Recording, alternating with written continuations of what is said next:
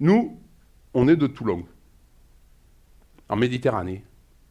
Et en Méditerranée, le Vendée Globe, ils ne savent pas très bien ce que c'est.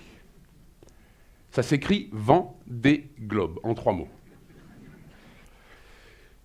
Et c'est comme ça qu'on grandit. Mais pourquoi je vous raconte ça d'ailleurs?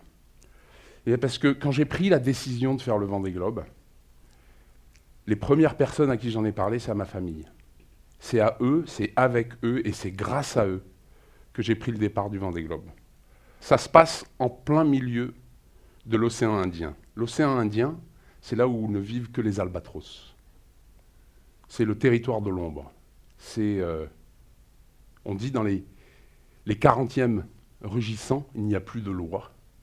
Et au-delà des 50e, seul reste l'espoir. Et cette nuit-là, la lumière ?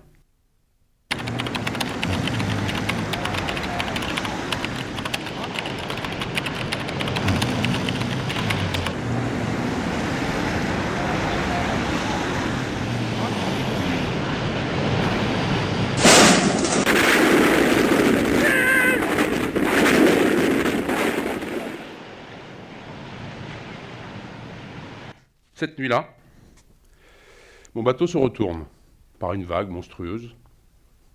Et je suis allongé dans ma bannette. Et ce qui me réveille, c'est d'abord le vol plané, mais c'est surtout la cuisine et l'escalier dans les côtes. Et je me casse les côtes. Donc je me retrouve allongé par terre, avec mon bateau qui se retourne. Mon premier réflexe, c'est de regarder où est la porte, parce que la porte, elle est entrouverte, il faut la fermer vite, parce que le bateau va se retourner complètement.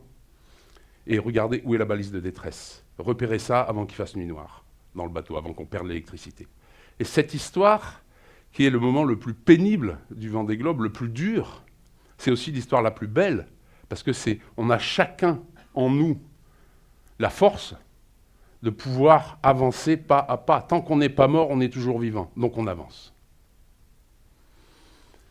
Et après 124 jours de mer, certes 50 jours après le premier, rapproche chez toi avec ta mère et ta soeur. Super, sans problème, merci.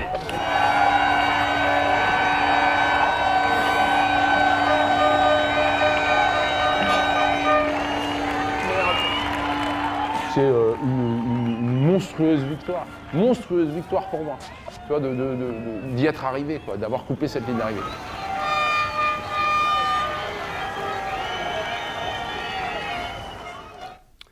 Eh oui, une monstrueuse victoire.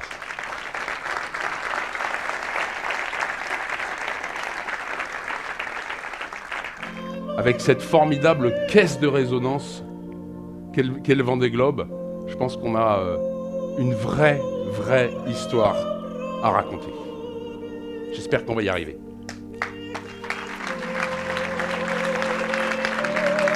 Merci.